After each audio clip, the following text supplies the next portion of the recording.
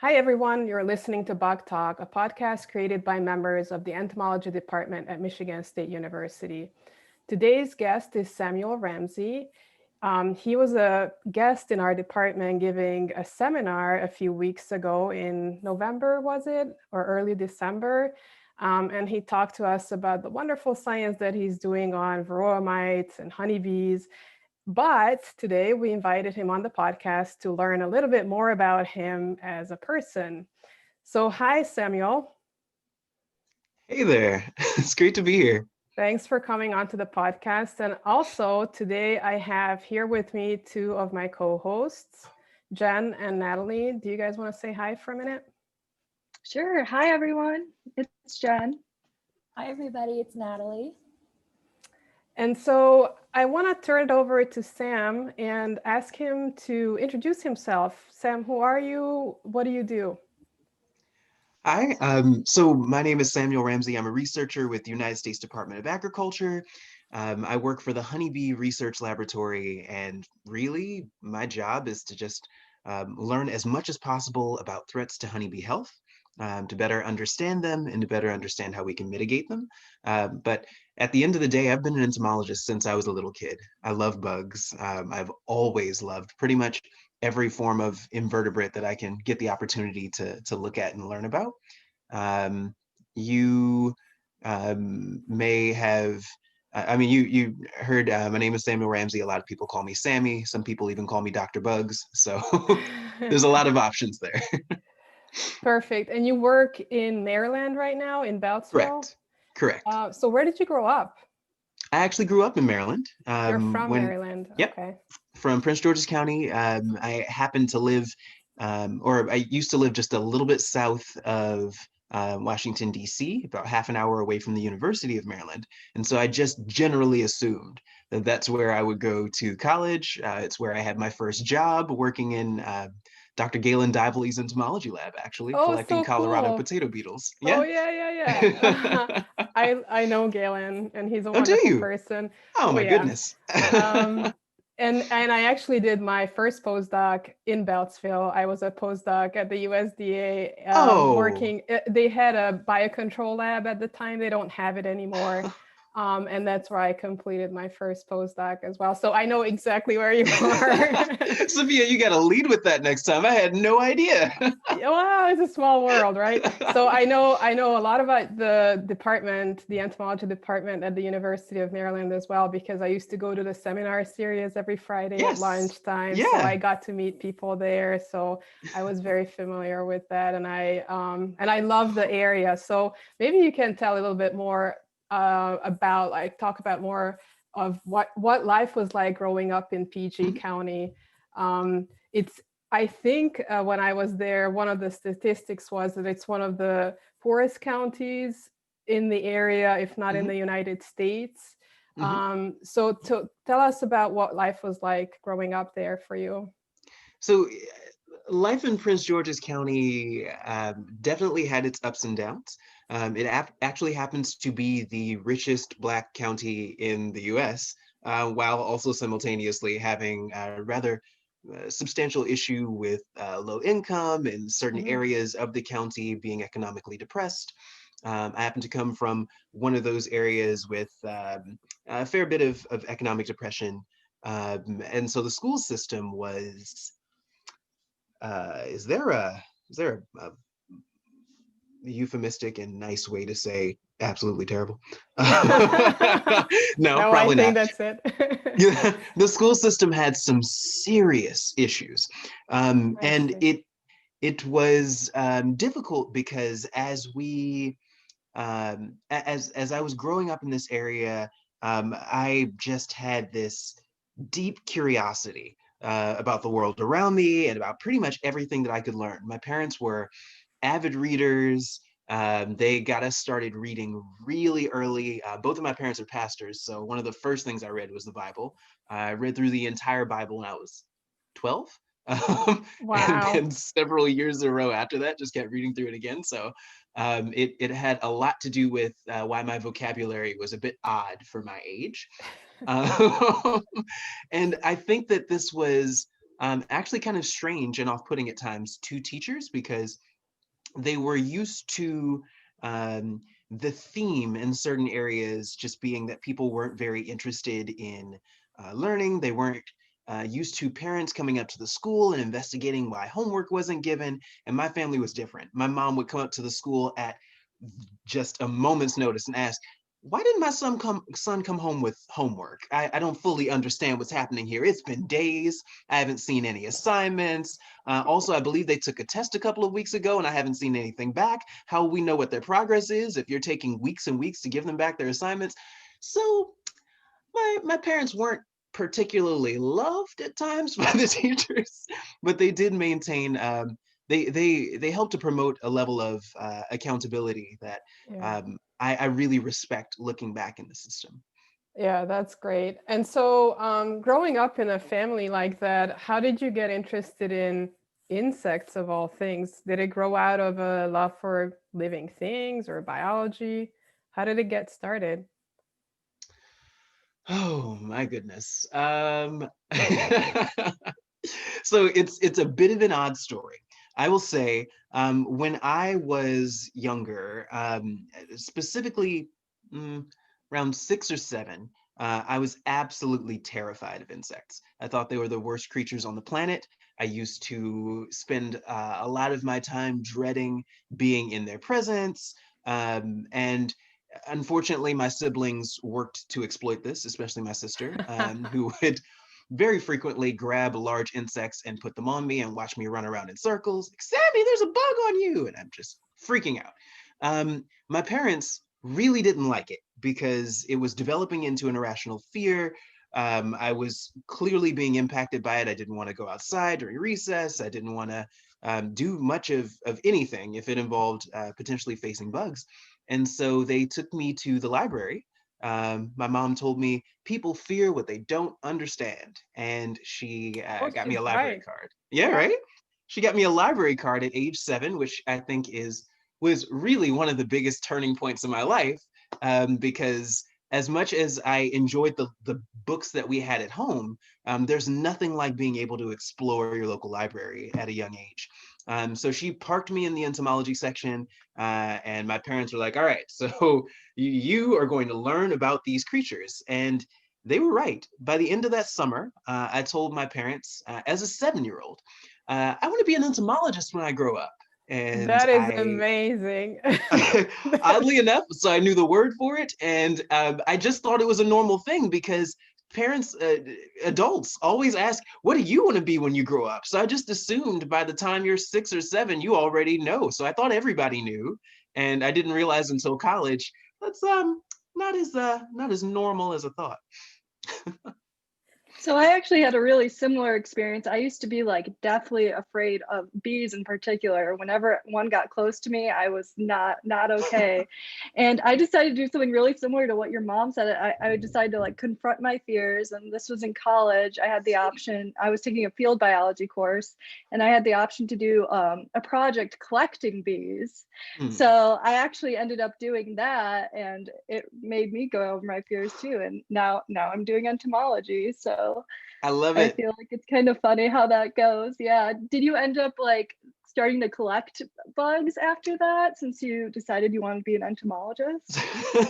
So I didn't take the traditional route. I think the traditional route, the Charles Darwin-esque route, is to collect a bunch of insects in a pinned collection. And I loved behavior in insects just so much that the idea of that didn't make sense to me at the time. And so I had a rather large collection, sort of a menagerie of live insects, always in originally in jars, like applesauce jars and things. And then eventually I moved up to these terraria that my dad was able to that were gifted to me frequently for holidays and things. And I had quite a few insects. I became really interested in symbioses, which bugs could live together in some sort of harmony and help each other, and which ones would eat each other. I had some Colosseum battles involving jumping spiders. It was an experience. That is so cool. Natalie, you had a question? Yeah. So when I'm talking to people about like, they're like, oh, what do you do? And I have to tell them like, I'm an entomologist. I think one of the first reactions I always get is like, that's disgusting. Like, how can you work with bugs? How are you not afraid of them? So I guess, as a kid and as an adult in college, you and Jen, you both went to the library to learn about bugs. But what would you say to like adults who are like, oh, I'm scared of bugs, like your job's gross? Because I feel like I'm always like justifying like, well, I don't know, they're not that bad, they're not that scary. I always tend to tell people that like I just pretended like I wasn't scared of them until like I wasn't scared anymore. Hmm. But it can be like so frustrating to justify like bugs aren't scary, guys, like it's okay, like they're fine. Well, so because I have so much experience in this area, I've really become an evangelist for bugs. I am constantly proselytizing for the wonders of the insect world because I feel like I missed out on so many incredible organisms. There's just so much interesting stuff about them that I couldn't see because I was always running away from them. I love to tell people that my sister used to put bugs on me and I'd run around in circles screaming, oh my gosh, she'd say, Sammy, there's a bug on you. And I would freak out. And I knew that things had changed the first day that she put a water bug on my shoulder and was like, Sammy, there's a bug on you. And I said, oh, what species is it? Oh, cool. And so, changes happen there. What I eventually realized was that so many of the behaviors that confused and perplexed and frightened me were things that I simply didn't understand about what these creatures were doing. Even the ones that are kind of problematic or really problematic, better understanding why they're doing what they're doing is helpful. So creatures like honeybees. I didn't understand why an organism would need the ability to inflict the kind of pain on people that bees and wasps and things are able to. It just didn't seem like it made sense. And so to my mind, they were just these creatures engineered for the sadness of humanity. And later I discovered actually it's because honeybees do something remarkable. They are able to kind of distill so much sugar that other organisms would do pretty much whatever it takes to get into the colony and rob them of that resource. Prior to us being able to generate um, sort of refined cane sugar, our only option for a sweetener was honey. Like it was the first sweetener available to humankind. If you couldn't find fruit available to you in the environment, stumbling upon the sugars present in a honeybee colony were a huge deal. And it wasn't just humans. All kinds of creatures are constantly trying to get into honeybee colonies because sugar is so valuable. And because we're inundated with it so much in all the different foods that we consume on a regular basis, we really get too much of it. We don't fully understand just how valuable it is to a creature in the natural world to stumble onto a colony with a resource that's incredibly heavy in sugar, doesn't spoil, can just sit around for ages and ages and ages. So creatures work really hard to get in there. The bees have to be able to stop that, or they wouldn't be able to generate such a valuable resource and be able to keep it around to feed themselves during the winter. So actually learning just how remarkable the bees are and why they have to be able to defend themselves that way was really helpful to me. Even learning that mosquitoes are taking these blood meals not so that they can make us itch, make us miserable, or transmit disease, but specifically because they are not able to meet the protein demands to produce the eggs that they need to produce without snatching some resources from us. And a quick way is to get a little bit of blood, which we have tons of, and they just need a little bit to be moms. Yeah, I agree. Like having fun facts in your pocket when you're trying to explain to people why entomology is cool is very, very important. And a lot of the times there are these terrible fun facts, like arthropod related ones, like mites are living on your eyelashes, or things that totally turn people off. And those are not the fun facts we need to have. Yeah. And so yeah, I think that having that drive, that passion come through, like the way that you're talking about bees, and explaining why they have this sting and all that. I think that's very, very important to convey to people why insects are cool. Yeah, I I mean, think, oh, oh no, go sorry, go ahead. ahead. No, no, no, I think no. also just taking it back to like humans, like, and the connection between us and insects is so powerful. I know you work with honeybees, so I'm sure you're constantly, we work in extension, and I feel like just Mhm. having people understand the connection between humans and insects is a big one too. Exactly. And just also putting things to scale in people's minds is really, really, really important. People think that we are the dominant organisms on the planet, we're the most important creatures. Turns out the world would be pretty fine if we just stopped existing tomorrow. Actually, in a lot of ways, the world would progress in a more healthy direction because our inputs as human beings have not always been wonderful. But when we think about the fact that there are 10 quintillion individual insects on the planet, I mean, comparing the biomass of humans to the biomass of insects is really remarkable because there's 300 times more biomass from insects than there are from people. There are about 1.5 million described species of animals on the planet, and bugs are 2/3 of these creatures, nearly 1 million of the species. So it's those sorts of things that really help people kind of get these things into perspective. And then being a bee researcher makes it super easy because then I can remind people of all of the foods that are dependent, or at least can be produced in much larger quantities because of bees. And when you start talking about coffee and guacamole, avocados and things, people get a little, especially millennials, we get a little nervous when you say, well, the bees are kind of in charge of that whole situation. So, just saying, no more Starbucks, no more Chipotle, get your life together. Yeah, you can't take my avocado away from me, right? When you pry it from my cold, dead Yes. hands. So I kind of want to turn a little bit towards you, like the way that you express yourself is Mhm. amazing. Like you really come through, even through Zoom, as a very passionate person. And we talked for a minute before we started recording about another podcast that you did on beekeeping today, which I will link to in the show notes.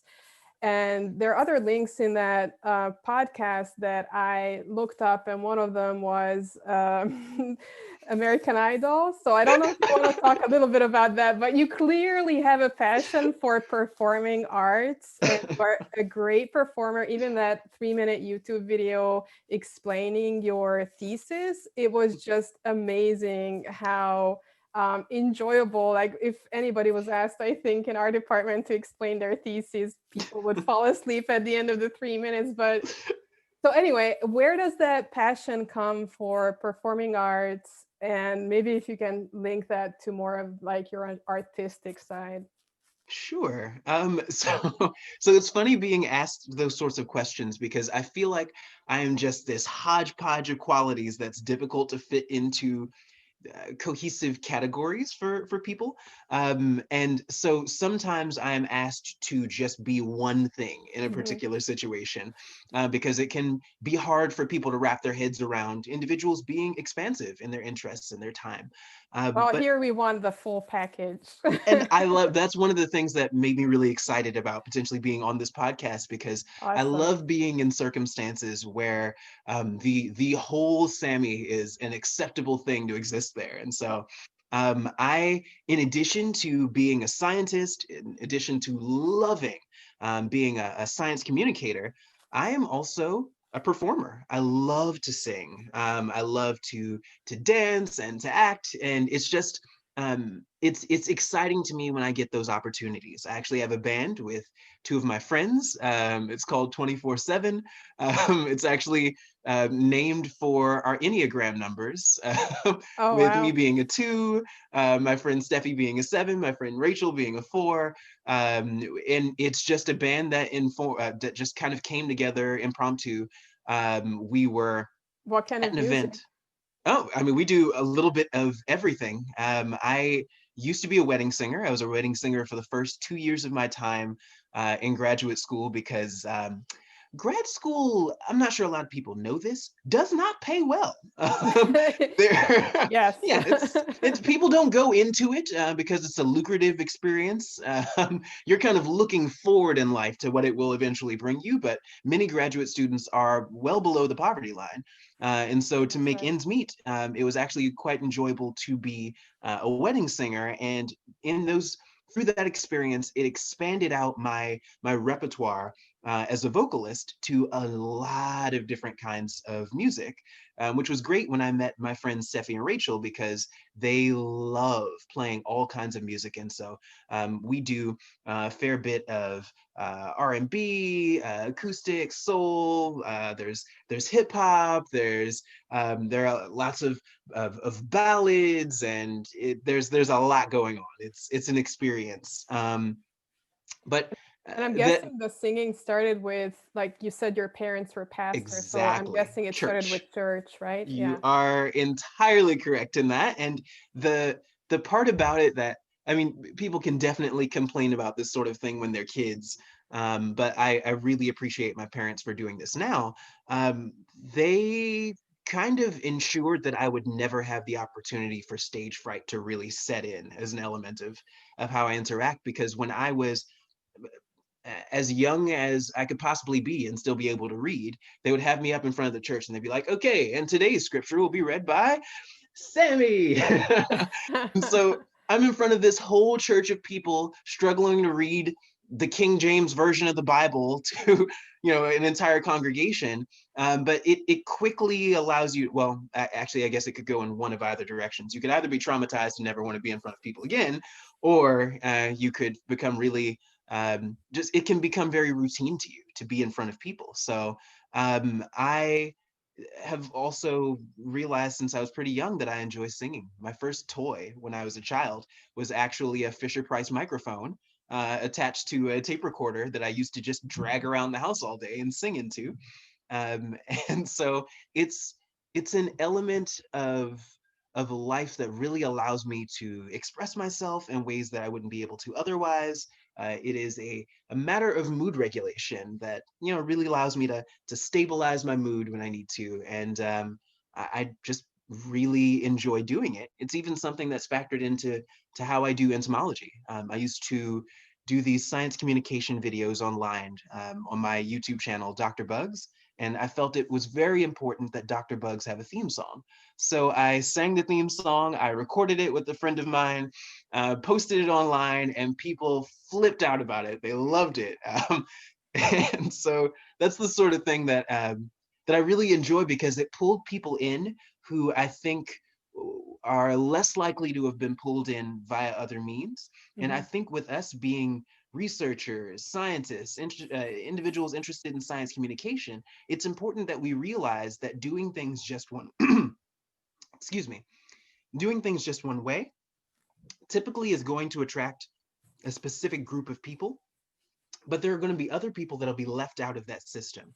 And if we want to make sure that science is more broadly communicated to larger swaths of the public, it's important that we be willing to vary things up, that we bring in faces that look different than what's typical, that we bring in voices that sound different, that we try different methods and protocols and means. And so, yeah.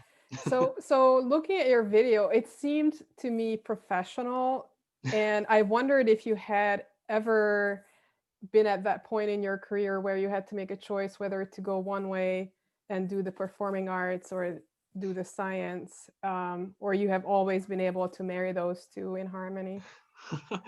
So my goal has always been to figure out where I can be all of me at the same time, because there's a lot of Sammy that just doesn't fit into a specific category. And so, I'm a vocalist in circumstances where people don't expect to find a vocalist. I am a person of faith who's also in science, and that's difficult for people to wrap their heads around. They're like, these things are incompatible. You can't do that. I am a queer person and also a person of faith, and people are typically like, wait a minute, that's not allowed. But I think that there are a lot, when we generate these categories, I think that we limit ourselves to an extent that is really quite sad in a number of ways. I have had people attempt to manage me in certain ways, hoping that they can help my career progress forward. And what they'll typically tell me is, hey, so scientists aren't going to take you seriously if you're bouncing around singing. So you need to really make a choice here, or at least keep it such that when you're doing things online, your online presence is primarily science focused, and then you can go and sing under other circumstances. And so I felt like I've needed to make that distinction to people in different ways, but it's never felt quite like me. And so I have decided I'm going to try to forge my own path. And if it is difficult for people, it will be difficult for people. I know that there were individuals in my department when I was in graduate school who they definitely thought that it was strange to see me singing, to see me on YouTube singing, and even to that time that I showed up on TV with Yeah, American tell us Idol. more about that. How did that come about? How did you end up on American Idol? So,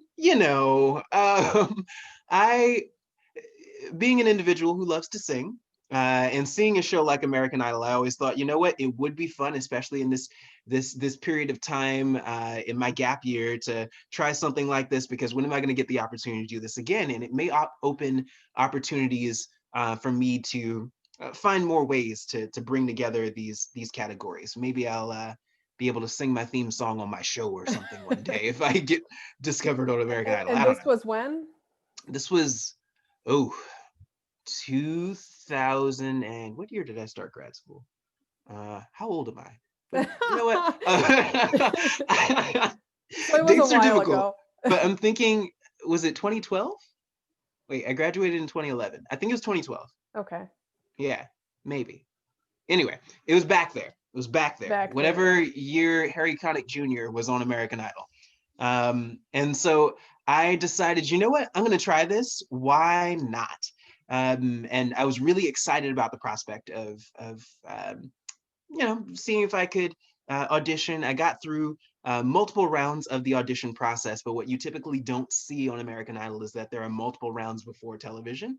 And what you typically see is one of what is actually the last audition in the audition process is what you see on TV. And so I was really excited having gotten through those previous rounds, but also well aware, okay, this is, the big time. I'm going to meet Jennifer Lopez and Harry Connick Jr. and Keith Urban, and it'll be an experience.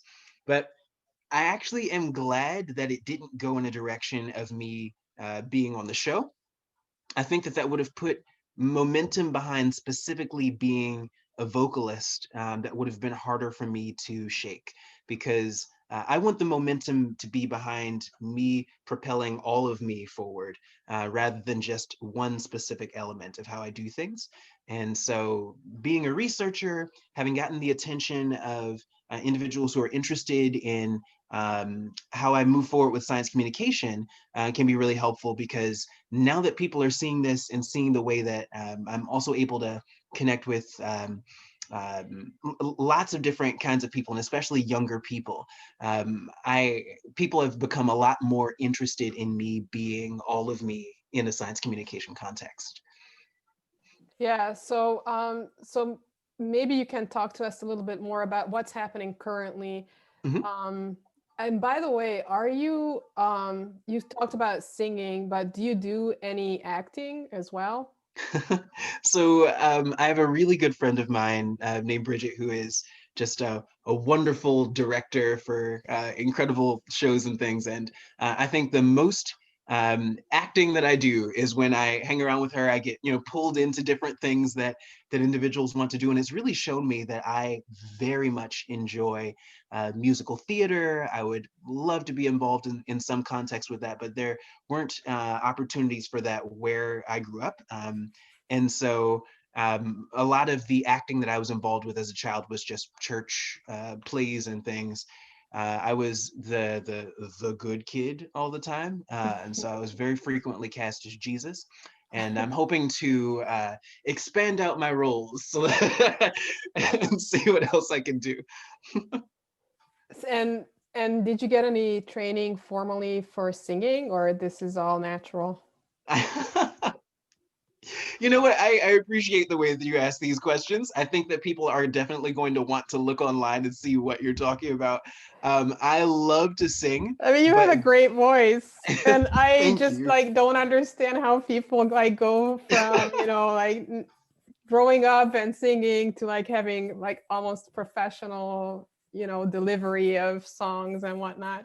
You know, it's the funniest thing because I, for the longest, just didn't think that I was very good at singing, especially because you get used to family telling you, "Oh, that was nice," but it's kind of there's a way that family tells you Yeah. these sorts of things where it's difficult to really believe it. It wasn't until I got to college and people had no good reason to lie to me where I thought, "Oh, maybe they actually like what I'm doing." But there were so many, I mean, all of it was just what I learned listening to other vocalists sing and trying to Mhm. mimic what they were capable of producing.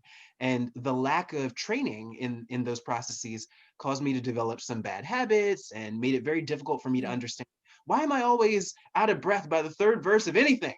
So it took a while, even with me learning online, to learn how um, to manage some of those elements better. I also took the opportunity while at the University of Maryland to get a student who was in the opera school to teach me some elements of technique that have helped me a lot with breathing. But that was also a very short experience, and so a lot of it is just self-taught. That's great. One of my pet peeves, I give a lot of presentations. I have a big extension appointment, and I usually lose my voice after talking for an hour, whether I'm Mhm, giving an extension mhm, presentation or teaching. And I always think that there should be some training for people that give public talks true. to project our voices and not to be straining our vocal cords. And I've never met anybody that does that. And I would love to learn how to be able to speak for extended periods of time and not be at the end like, oh, I have a sore throat. I'm sure there's a Absolutely. wonderful technique that you can learn, which I don't know what it is. Oh, there are plenty of voice teachers out there that teach people how to sing for lengthy periods of time without becoming hoarse. Yeah. And a lot of those elements of what they teach there can be extrapolated to speaking for lengthy periods of time as Mhm. well. Yeah. Yeah. So let's talk more about what it is that you do now in terms of science outreach. You talked about your Yes. YouTube channel. Mhm. So is that still actively going on?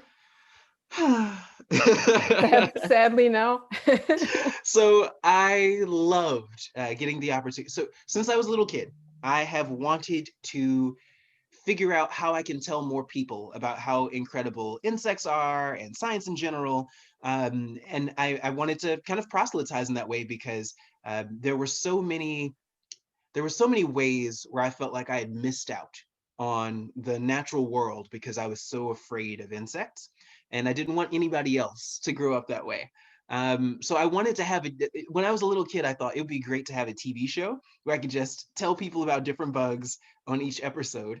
And it was a bit of a juvenile idea at its outset, but when YouTube came around with its totally free offerings, I thought maybe this would be a fun way to do something like that. And so I started making these YouTube videos, but I had no idea what sort of undertaking it would be when it started. And so if you go to, if you Google Dr. Bugs, 2Gs, you'll find me. And you'll also notice, I don't think he's posted a video since what, 2016 or something? The reason for that being, I started this in graduate school. Grad school is not usually a circumstance where individuals have oodles and oodles of free time. And I took on something that I didn't realize would be quite as intensive as it was. To make these videos, I had to learn how to use video editing software for the first time. That was very complicated. I was hoping that I might be able to find somebody who could help me with that process and just didn't have anyone around to do that. And so I learned on YouTube how to use video editing software, and it was a slog through the process. I had to purchase camera equipment, and for a while I was just borrowing it from friends and then returning it, and then borrowing it from friends and then returning it. And at the end of the day, writing the scripts, reading everything, grabbing the bugs for the different scenes, and then editing everything afterwards turned out to be the sort of thing that it's very difficult to do that sort of one-man show. And so it has been absolutely exciting to me to find that even with the few videos that have been posted, they've reached a pretty broad scope of individuals. I've been contacted by different news shows, and when I've asked them, "Oh, how did you find me?" "Oh, Wow. some of our some of the individuals that we work with have seen your online videos, the Dr. Bugs thing, and we wanted to have you comment on the Asian giant hornets or on what's happening with the honeybees."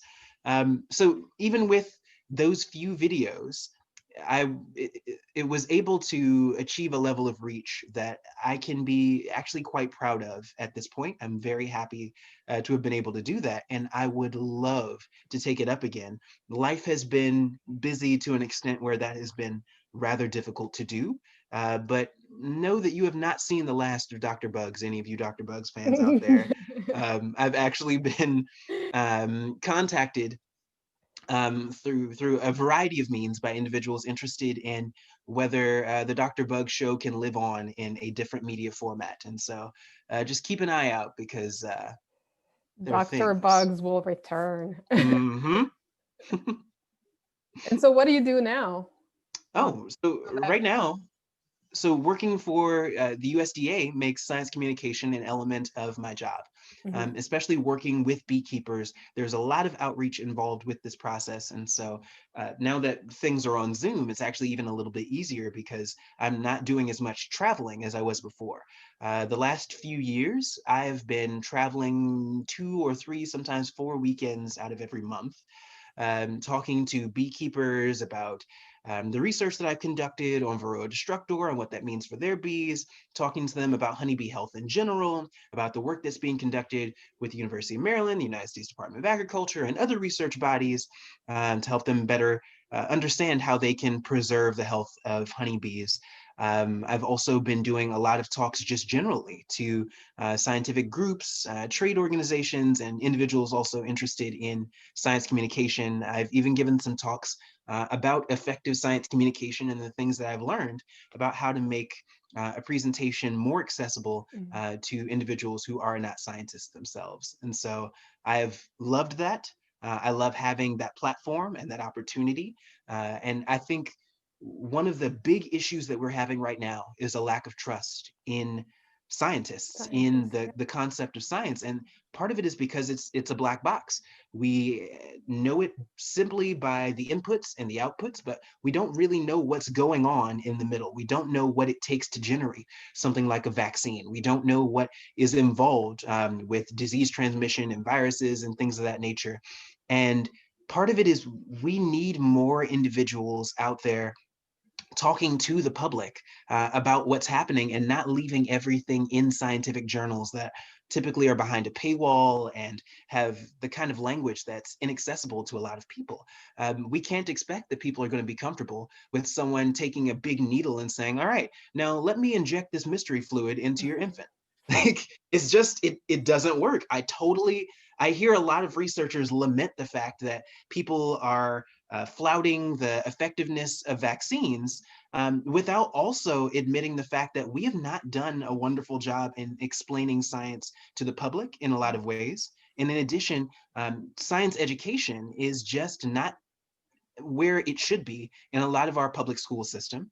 And education in general is not where it should be in our public school system. And so you heard what I said earlier about how I feel like education in the area where I grew up, there are some places where I feel like improvement would absolutely be wonderful. That requires time, that requires commitment, and that requires a focus on improvement in those ways. And so I've been trying to figure out how I can best commit my abilities, my talents, and my time to improving the school system in the area where I grew up, and improving the public school system, especially in the form in the field of science education around around the world, if at all possible. And so I've been partnering with different groups that distribute educational material in schools.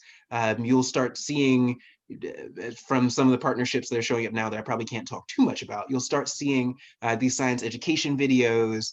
I'm really excited about that because some of these groups make all of this information available for free, and their goal is to make sure it's available to everybody the world over, regardless of income. And I'm really glad to get to be a part of those sorts of processes. Is this something that you post on your social media accounts and website, and people can follow you through those? Okay. Yes. So for the listeners, we'll post Sammy's social media accounts and website on the show notes, so you can follow him and find out about all these activities that are coming up.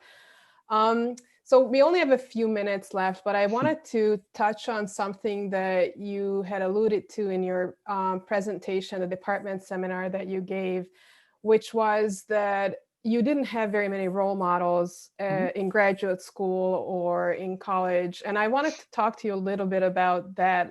How difficult was it for you to see yourself as a legitimate scientist as you were coming up through graduate school? And what is it like now, being that the field that we are in is dominated by white males? That's definitely a thing. I know it's a huge question and we don't have a ton of time, but I did want to give you the opportunity to talk about that because I think it's so important. I appreciate that. I appreciate that. Not only is the field of science heavily dominated by older, whiter gentlemen, but you will also notice that that is very much the case in the field of beekeeping.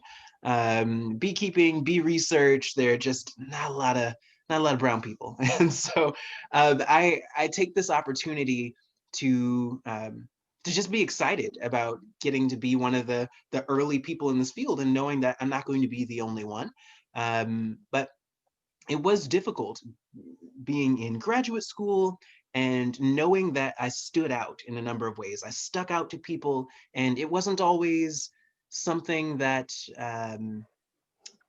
it wasn't always easy to look at it and say, great, I'm unique, I'm a standout, that's awesome, I'm gonna smile and move forward. There were ways, I mean, I've been told directly, you certainly don't look like an entomologist. Yikes. Not really sure what you meant when you said that, but you probably shouldn't say it to a lot of other people. Yeah. And I have to say that it can be easy for people to think, just shake that sort of stuff off. It really doesn't mean anything, or it's not what you think it is. People aren't talking about the sort of stuff that you think, and so on.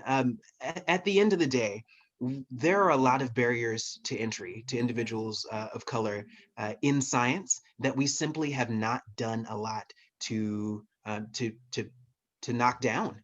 And I think we need to work harder at that. The things that I've been saying about how much I want to see education change in the US, that includes education in graduate school. I learned in graduate school that graduate students are really an unprotected class in a number of ways. Mhm. And you're deciding that you're going to go into a system where your advisor can just at a moment's notice decide, you know what, I don't want you here anymore. And that's the end of things. And if you don't have a strong support system, if you don't have strong financial backing in that, it can be difficult to recover from that and to move forward. And so at the end of the day, it was a real boon for me to grow up in Prince George's County, being in between the Smithsonian, the United States Department of Agriculture, and the University of Maryland. And all of those were key elements in how I moved forward as a researcher. And all of those have made all of those groups in some way or another have made efforts to be more inclusive, to bring more individuals in who are people of color. I have appreciated those efforts, and I'm going to continue to push for individuals to do more in those categories. That's great. So how long have you been a postdoc now? How long have I been a postdoc? I graduated in 2018. So 2 years, yep. just about. Mm-hmm. So are you in the process of looking for jobs then? I am definitely in the process of looking for jobs, and I will say that some interesting job prospects have shown up recently, and so. Oh, that's very mysterious. Just wanted to like give you the opportunity to say something like if you're looking for jobs, come and find me or If I mean anybody who's interested in providing job prospects, I would be excited to hear what possibilities are available for a young researcher, a young entomologist who is excited about science communication, excited about research. I will. what would be your dream job? Oh, my dream job. Oh my goodness. My dream job would allow me to express all of me at the same time. And so it would marry this union, it would bring together this union of um, science communication and outreach, entomological research, the ability to just be the excitable performer that I can be, and also have that be something that drives forward my career prospects and is helpful in what I do there. And so, yeah, I would enjoy that in a lot of. I would enjoy that. I would enjoy that Are quite a you bit. thinking academia by and large? I don't want to limit the scope of my interests just there. When I was younger, it was the only thing that I considered for the direction that I would take as an entomologist, because academia seems to bring all of that together in a beautiful package. And so it is the primary thing that I typically consider when I think about how to move forward, because if you have a divided appointment where you're able to do outreach, you're able to do research, and you're able to teach, that's kind of all of it rolled into one. I love education. I love having students. I love teaching. Oh, I think you would be an amazing teacher. I was sitting here thinking that the whole time, like, I hope you get a position at some Oh, point where you're involved with teaching because I think you could attract a lot of people to entomology. It happens a lot here too, where they have these like big general classes for non-scientists. mm-hmm, And if you get a really good professor, then you mm-hmm. start attracting people away from like liberal arts or whatever and into the sciences and people like you can do a lot of good work there. Absolutely. I love the idea of just kind of, I mean, students, especially when they're undergraduates, and even sometimes as graduate students, they're still figuring out what is it that I am going to do. That's right. Having the opportunity to interject into that system, hey, you considered bugs? Because they're kind of amazing. I would love to be able to do that. But I also um, love the connection with government as well, Mhm. because there are so many policy decisions that are made apart from the science that's important to inform it, specifically because that science is often inaccessible. It's in these journals, it's not being well explained. Press releases over time have really bounced back and forth between being really helpful or sometimes just being too sensational and not being particularly accurate. And so I would love to have some connection that would allow me to be able to help with science communication within a government context, and helping with policy work. That seems really important. There are also companies that are driving forward really important advancements that would help the general public in a number of different ways, and they need consultation and help from researchers. And so I'm excited that I'm at a point where there are so many different paths open to me.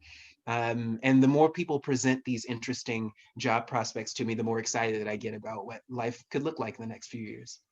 Oh, that's awesome. It is an exciting time, like being a postdoc and getting to that phase where you're looking for jobs and there are so many paths that you can go down on. I really want to thank you, Sammy, for coming onto the podcast and being so open and talking about all these issues that we talked about today, getting to know you better.